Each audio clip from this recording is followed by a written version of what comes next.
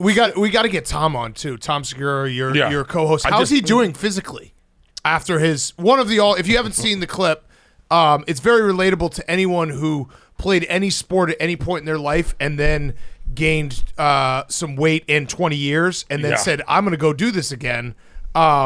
It scared me off of playing basketball for a little bit there. He's doing good. He's doing really good. What did he break? Tell me the whole list of injuries. So he went to jump, and as he went to jump, his left patella ruptured. That's such a bad injury too. That's just the start. Like that's not even. I know, but that alone, people talk about like the ACL as being a bad injury. Yeah. If you rupture your patella tendon, that's like the most painful knee injury that you can possibly have. Well, his exploded because apparently it wasn't meant to solely hold 280 pounds. Like his patella was never invented to hold what he did to it. So then that exploded, and then Tom, in his quick thinking, grabbed his left arm to catch his body. Now that left arm, the humerus bone, also is not meant to hold 280 pounds. And it broke in half. And then, because he was moving so fast, because when that much mass moves that forward that fast, it spun in a circle, and his arm was facing as if it was like reaching for a cheat notes in class. Like, hey, man, can you pass me the notes? And now this happens in a blink of an eye. It happens in a second. He's like, hey, you guys want to see me dunk? And we're like, Everyone's like, get your cameras out. This is going to be good.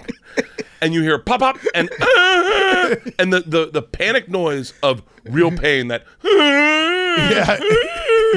like not like ow, ow, ow, like the gasping, call 911, call 911. I watched it. So I have a sick thing where I love watching injury videos. What's ironic is he does too.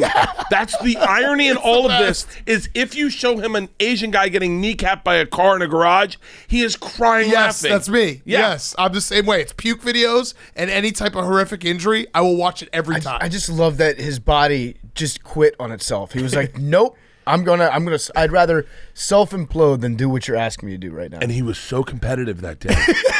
Because now here's what you need to know about me and Tom is athletically across the board, I've always been better than Tom in everything there is to do. There's not one thing he can hold a candle to me at all, ever, anything. And I know that. I'm a little bit like, because I played sports growing up, I can pick up very quick. He said one day, he goes, I've been taking tennis lessons, and I, without knowing where he was in tennis, I said, I'll destroy you. And he went, you don't know how good I am. I said, it doesn't matter. I destroy you. And he goes, but I don't know how good you are. And he goes, I said, doesn't matter. I destroy you. And he goes, let's play tennis. And I said, let's play tennis.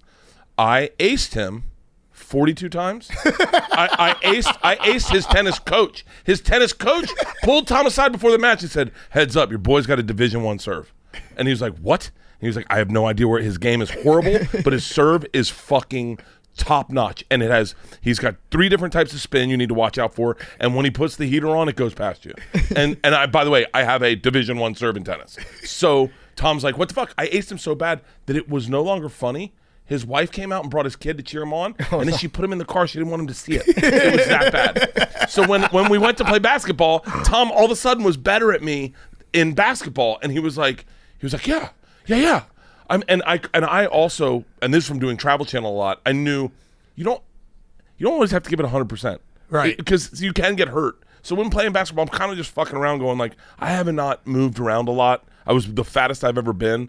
And so when we went to dunk, I was like, I'm not going to fucking hurt myself. Tom was like, I'll hurt myself. Yeah. And man, it happened so quick.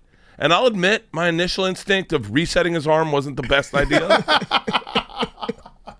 How long was he like actually out for? Oh, dude. Like 6 months? Dude. He had to do everything, right? He had to do all rehab and everything? The best parts of this story are the aftermath. There's so much. Because here's the thing so like everyone loves Tom. I love Tom. He's my best friend. He's hilarious on stage. But the funniest parts of Tom are the sad parts. Like when he goes like, so we go to his house. I go home and tell my wife, I go, Tom's fucked himself up. He's in the hospital. She goes, we need to drive over and help. Push is not equipped to do this by herself. And I was like, you're right. So we go to Tom's house, and I buy if you're lifting an old person, they put a belt around them. I buy one of those belts, and they're like, "What the fuck is this for?" And I go, "We're gonna have to get Tom in this house. He can't use any parts of his body. I need to put a fat belt on him and carry him." And they're like, okay. So he gets there, and when Tom is like bummed out, it is my favorite look in the world. There's not a child who's dropped an ice cream cone that could do it better. He's got a look where he just goes like. And so I put the fat belt on him, and I carry him into his screening room, and I throw him on the thing, and he's sweating now. They didn't even reset his arm at the hospital. Oh. He's got a brace on his thing, and he's just like this. He's in pain, and he looks up, and my wife just looks at him and goes, "You're about to get fat as fuck." And